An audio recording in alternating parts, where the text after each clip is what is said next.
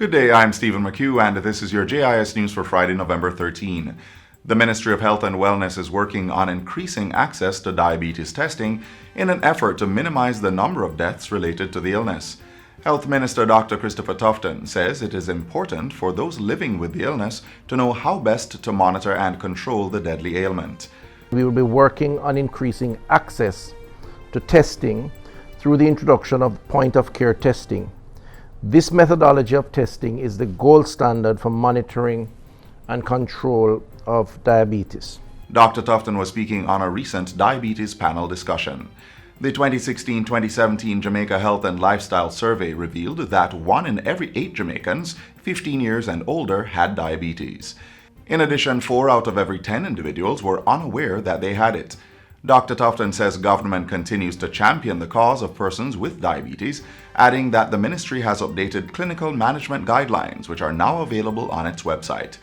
Our agency, the National Health Fund, will continue to support persons through the provision of diabetic medication and supplies, and I encourage persons with diabetes to enroll in the NHF card program to access this benefit. Minister Tufton is also urging persons with the condition to engage in healthy lifestyle practices such as increased physical activity, a healthy diet, routine health checks, and strict adherence to medication use.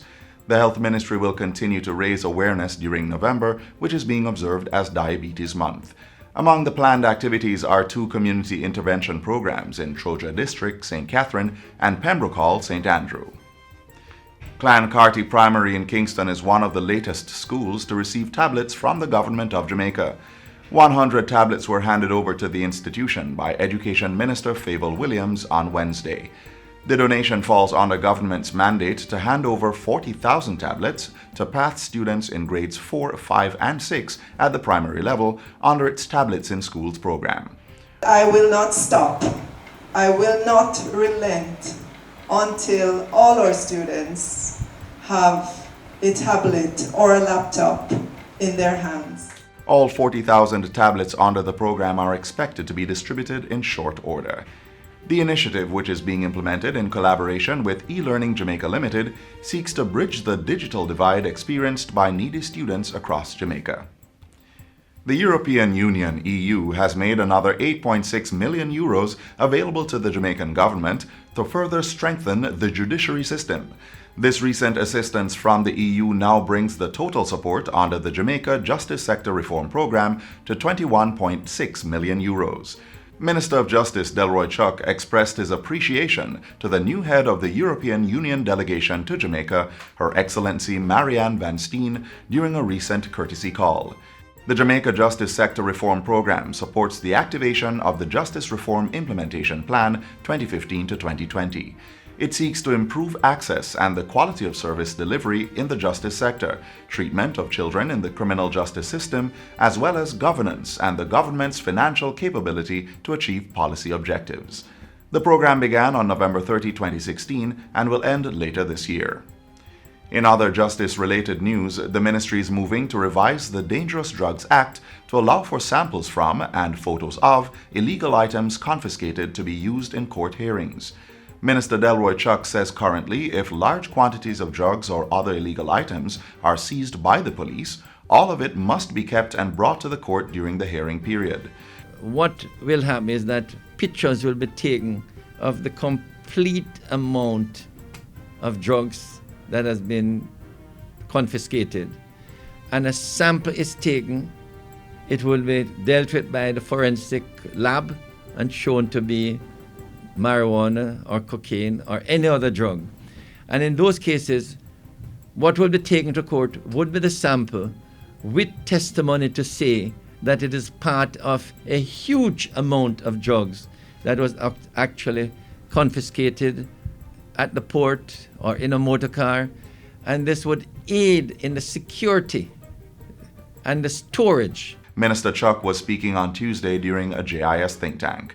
He said the proposed amendments to the Dangerous Drugs Act would also assist with the proper storage and movement of counterfeit commercial items that have been confiscated and are before the courts. Meanwhile, law enforcers will now benefit from a training video on digital policing that was launched by the Office of Director of Public Prosecutions, ODPP, and the Jamaica Constabulary Force, JCF. The video, titled Digital Policing: Criminal Investigations in the Technological Era, looks at the 3 investigative tools available to the police under the Cybercrimes Act to assist them in gathering computer materials for any criminal offense. The training will enhance the police's capacity to use their investigative powers under the Act. Speaking at the recent virtual launch of the video, Director of Public Prosecutions Paula Llewellyn said it was important for law enforcers' skill sets to be enhanced to deal with criminals engaging in transnational crimes.